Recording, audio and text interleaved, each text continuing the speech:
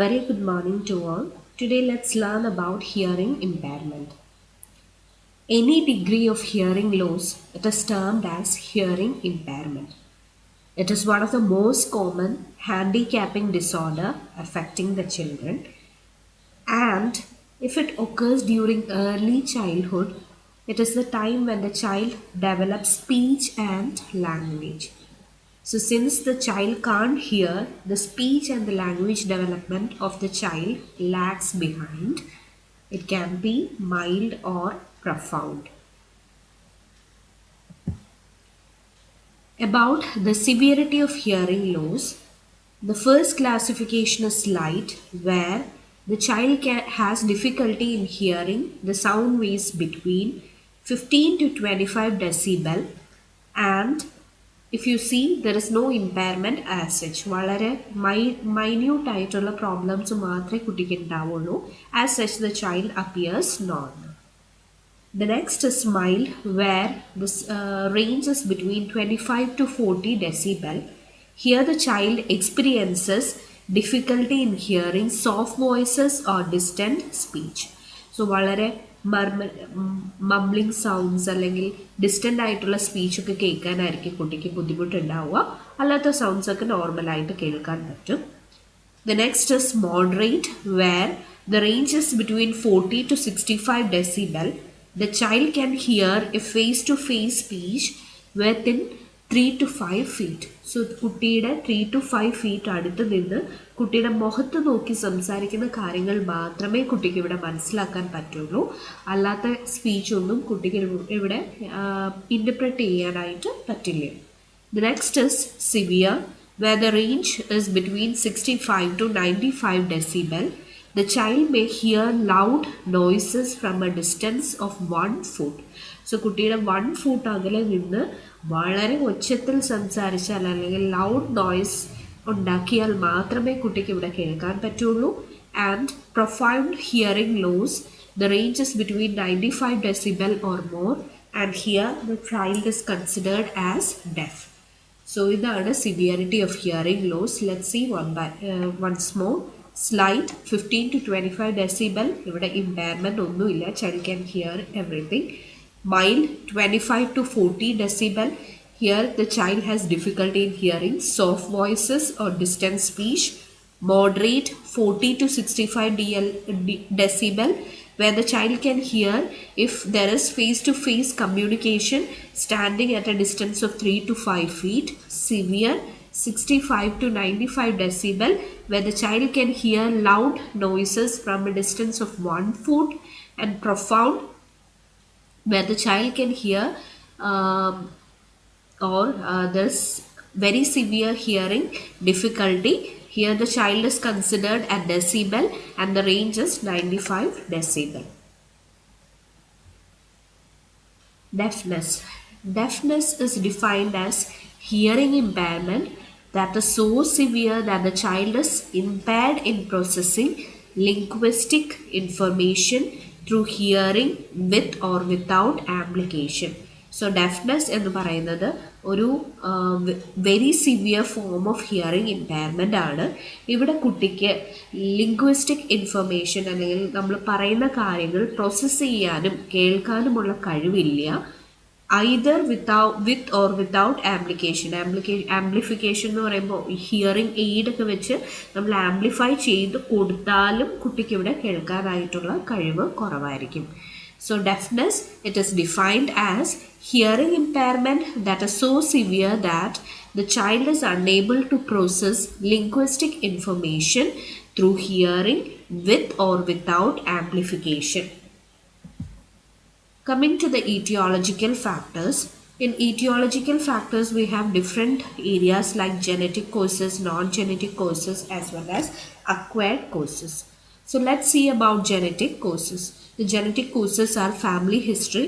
If the child has a positive history of hearing impairment in the family, there is high chances of developing hearing impairment. Craniofacial anomalies, including abnormalities of the pinna and ear canal.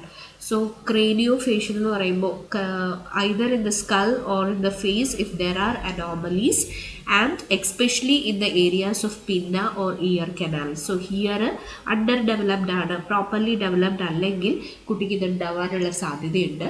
The next is Down syndrome. Down syndrome cases are highly associated with hearing impairment. So the genetic causes are family history, craniofacial anomalies, Down syndrome. And the non-genetic causes are low birth weight less than 1.5 kg. So low birth weight babies, they have high chances of developing hearing impairment. ഈ കുട്ടികളുടെ ചെവി അത്ര പ്രോപ്പറായിട്ട് developed ആവില്ല. And since it is 1.5, there are many other complications which may occur during the journey. Like ഇവർ നിൽക്കൂലായിരിക്കും, ഇവർക്ക് physiological jaundice ഉണ്ടാവാം, ജോണ്ടിസിൻ്റെ ഭാഗമായിട്ട് കെർനെക്ടസ് ഉണ്ടാവാം, അല്ലെങ്കിൽ they will be exposed to loud noises within the neonatal ICU. അങ്ങനെ പല കാരണങ്ങൾ കാരണം ഈ കുട്ടികൾക്ക് ഹിയറിംഗ് ഇമ്പയർമെൻറ്റ് ഉണ്ടാവാനുള്ള സാധ്യത ഭയങ്കര കൂടുതലാണ്. Perinatal asphyxia. If the child is having decreased oxygen supply during labor, the child may develop or the nerves of the child may be damaged, finally resulting in hearing impairment. Perinatal infection. So കുട്ടി അമ്മയിൽ നിന്നും കുട്ടിക്ക് ഈ ഒരു ലേബറിൻ്റെ ടൈമിൽ എന്തെങ്കിലും infections pass on ചെയ്യുകയാണെങ്കിൽ again the child may develop deafness, especially cytomegalovirus infection ഒക്കെ ആണെങ്കിൽ the child can develop deafness. Metabolic disorders like phenylketonuria പോലെയുള്ള metabolic disorders ഒക്കെ കുട്ടിക്ക് ഉണ്ടാവുകയാണെങ്കിൽ again the child has high chances of developing hearing impairment. If the child is exposed to radiation, if there is RH incompatibility. RH incompatibility എന്താണെന്ന് നിങ്ങൾക്ക് അറിയാമെന്ന് തോന്നുന്നു. Where RH negative mother bears a RH positive baby. അങ്ങനത്തെ കണ്ടീഷനിൽ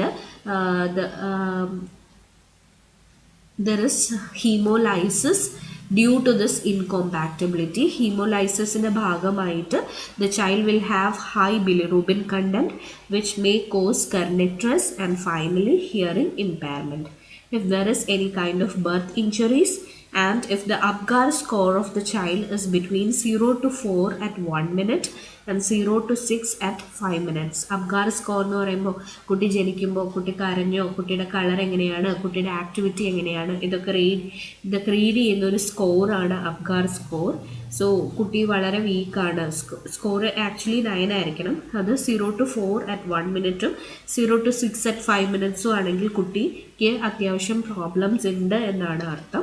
so അങ്ങനത്തെ കുട്ടികൾക്കും hearing impairment ഉണ്ടാവാനുള്ള സാധ്യത കൂടുതലാണ്.